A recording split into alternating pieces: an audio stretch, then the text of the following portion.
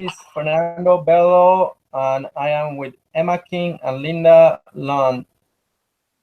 Going to present our topic, which is minimizing water disease in Ethiopia. Start talking about the the problem is that they don't have access to clean water. 75% of Ethiopians lack water, according to the World Health Organization. 72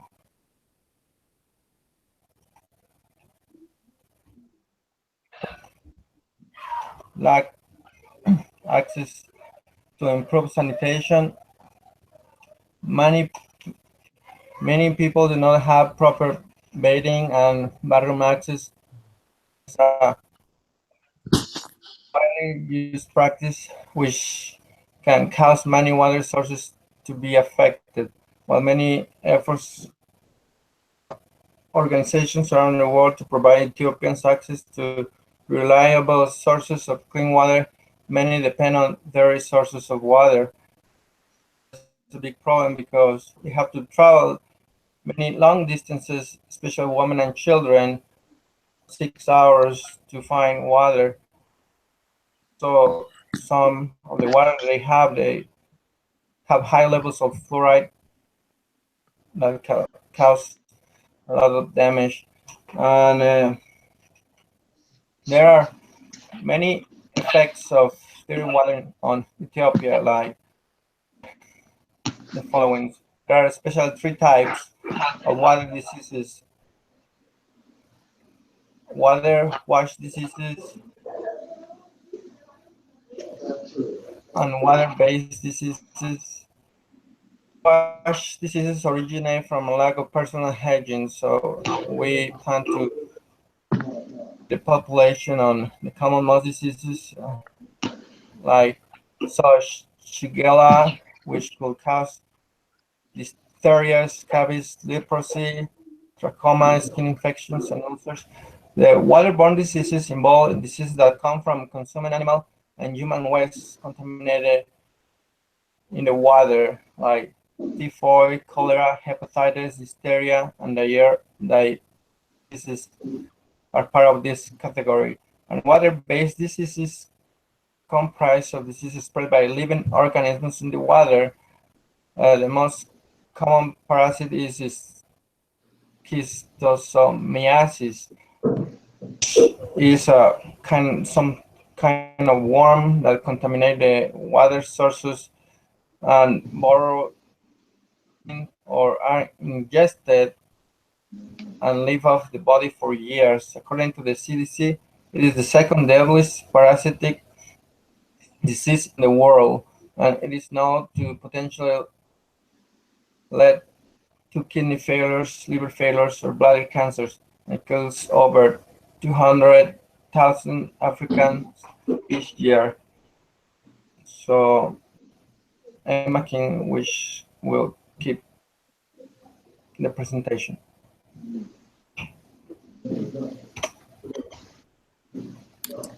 Okay. Description of the problem. More time, less poverty, more education, more empowerment for people of Ethiopia.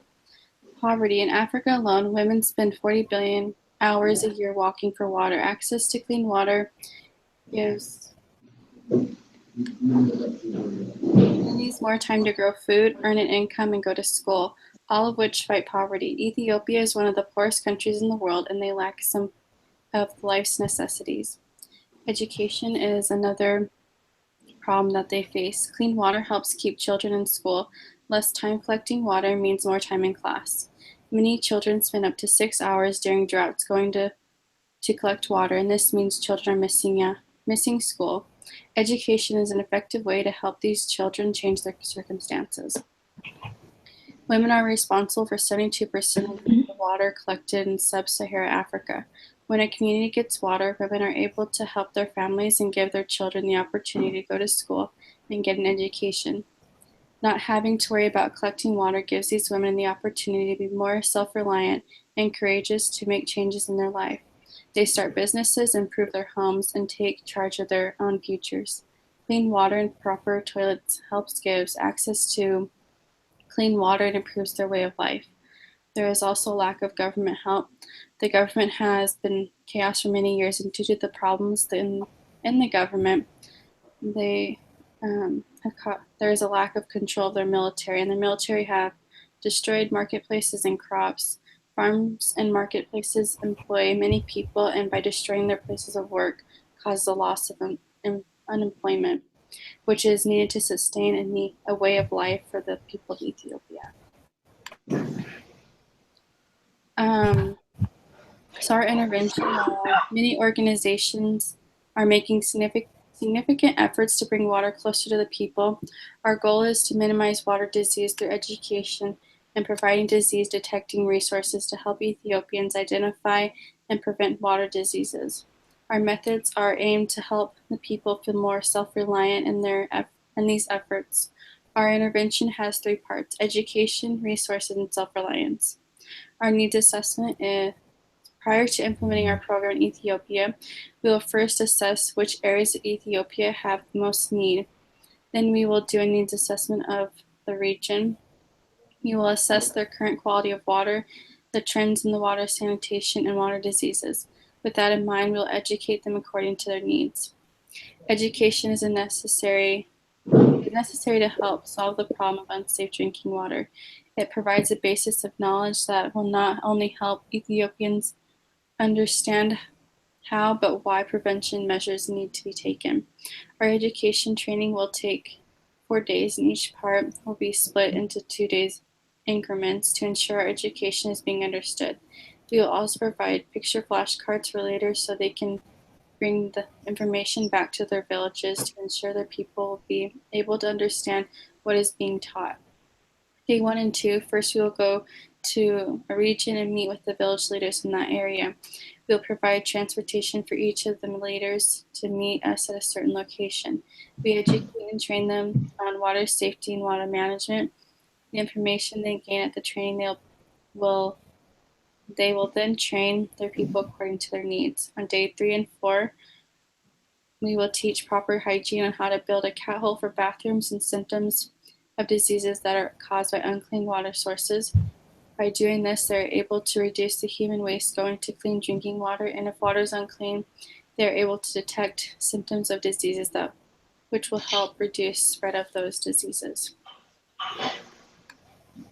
Our intervention, resources, our intervention is not aimed to recreate what efforts have already been recreated. Many organizations are already making significant efforts to educate and bring clean water closer to Ethiopians in need. Rather, we aim to work with these organizations by bringing the same information and resources to Ethiopians who have not heard or need a reminder on how to protect themselves when handling contaminated water and maintaining clean water.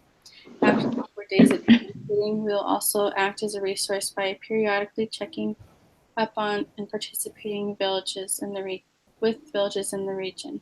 During these checkups, we will evaluate how well the information was taught by their leaders and how it is being implemented and shared with other village members. We also hope that they will gain self-reliance. To encourage Ethiopians to continue to use these methods of checking water, we want to encourage an attitude of self-reliance. By putting leaders in charge of educating and checking up on their people, they are becoming part of the solution to maintaining a healthy village community. Our role is to help educate and prepare them to educate and prepare one another. Knowledge will be the power to maintaining a healthier lifestyle. And Linda will be finishing for us. Okay, why our intervention will solve the problem. Ethiopia is one of the poorest countries in the world. 43% of Ethiopians lack the access to safe drinking water. 72% lack access to improved hygiene sanitation. Due to the water crisis in Ethiopia, 3 things are most affected. The first is poverty, second, sickness and disease increase, and lastly, there is a lack of education. Due to these 3 things, many people are unable to change their circumstances, and many are never able to have enough food to eat and water to drink. Many women and children are affected. Some will walk up to 1 to 6 hours every day trying to find sources of water. This causes children to miss school and become behind and to get behind in their classes. Many children fall so far behind that they end up dropping out of school, which causes a cycle to occur of poverty, sickness, and disease, and a lack of education. We feel our intervention will work because we are starting with education as our first tool to correct the cycle caused by a lack of unclean water.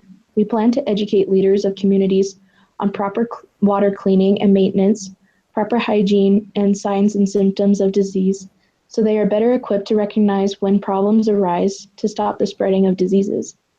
We plan to train over a 4-day period, and splitting the categories into 2-day increments will ensure everyone to be able to understand and comprehend what is being taught.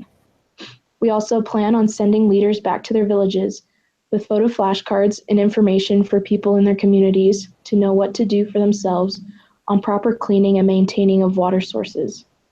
We believe education is the best step to ensure that change occurs. And by doing so, we hope we can break the cycle of lack of education, poverty, and unclean drinking water. How will we go about implementing our intervention? We will implement our intervention to leaders of villages in the regions we go visit. We feel education that is taught to those who would be most effective in taking the information they gain from the training back to their people will be the most effective tool in cleaning the waters of Ethiopia.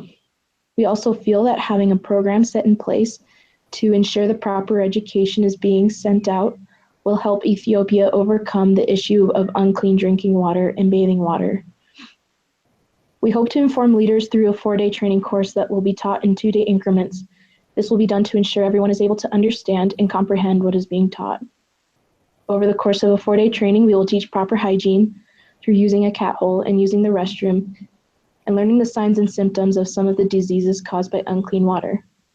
We will also teach proper clean and maintenance of water sources, and we hope through teaching people it will reduce the number of waterborne diseases and illnesses. We also hope to improve people's way of life so they are able to overcome their circumstances through teaching them self-reliance, which will ensure a better way of life for the people in these rural areas of Ethiopia.